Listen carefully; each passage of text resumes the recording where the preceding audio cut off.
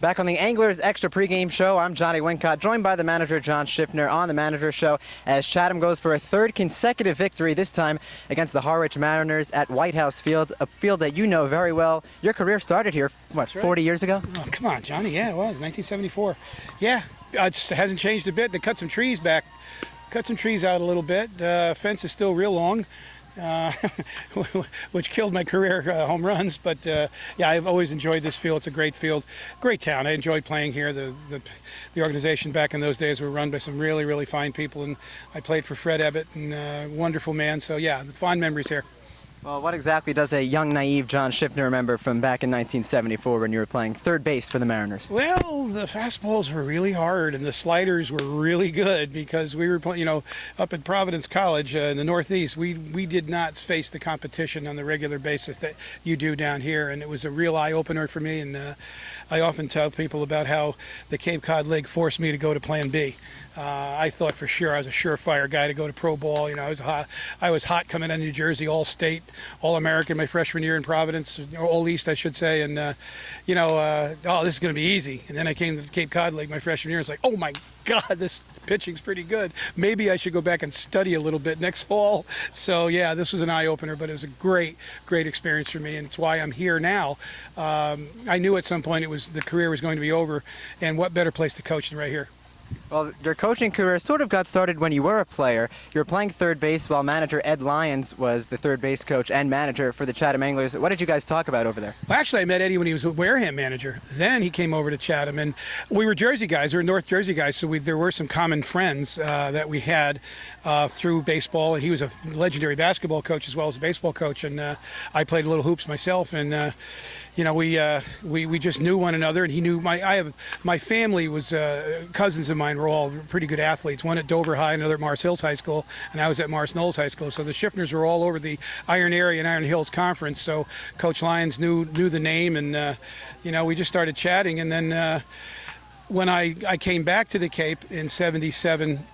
I was helping out Harwich, and then there was big changes going on, and Coach Lyons saw me at a playoff game, and he says, "Would you like to come to Chatham and coach for us?" And I said, "Oh yeah," that was that was it. I said, "Yes, that's where I wanted to be," because when I came here as a player, you go over to Vets Field, and it's just special, and it still is to me. But it was even special to the players going, "That's where you want to play," and I said, "Well, that's where I want to coach." Well, your baseball career did extend a little bit past the Cape League. Tell us about your time with the Pirates. It wasn't very long. It didn't last very long. I got caught in a numbers game, and last guy in, first guy out. So I barely made it till July 1st, and I was back on the Cape. So that wasn't fun. But it's okay. It's a fond memory, and it gave me an opportunity to come here earlier, I guess. Well, you've created plenty of memories yourself as the manager of Chatham. Now, on a two-game win streak, what have you seen from your team in the past two games that you didn't see in the first six? Well, there was a couple games in there I just didn't think we performed very well. I didn't think we were prepared very well. Mentally, we just weren't into those games. Then I noticed that all of a sudden, we slipped it into gear a little bit against Catuit in the doubleheader. We didn't win either of the games, but I thought we played better. I thought we played harder, and then we came out and played a lot better the next night, and then last night. Just more consistent in every aspect of the game. Our defense was solid, our hitting was solid, and our clutch hitting and our secondary hitting, our situational hitting was good.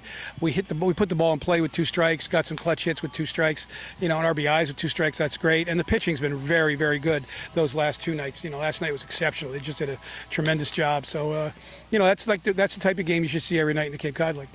Well, 2 lefties who just got here a few days ago, Landon Cray and Jake Fraley, when they were inserted into the lineup 2 games ago, you guys haven't lost since. Why have they been such a difference maker? I don't know if that was a difference or it's just everybody starting to settle in. I don't want to give the credit all to them. They're very good players. They've contributed right away, especially Landon, really roaming down the balls in center field. I just think we're starting to settle in. We're starting to know, what we need to do. We're feeling a little more comfortable. I think that was the thing. For whatever reason, I think that home game, the doubleheader on Sunday, we were comfortable.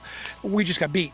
And did we hit? Not well, but we took much better at-bats in the 2 previous games we had played. So I thought that that was a nice turn. And then getting the lineup straightened out and, just again getting more used to us as coaches, the players getting used to themselves, and I think that has a lot to do with it. And who knows, it's a one game at a time situation.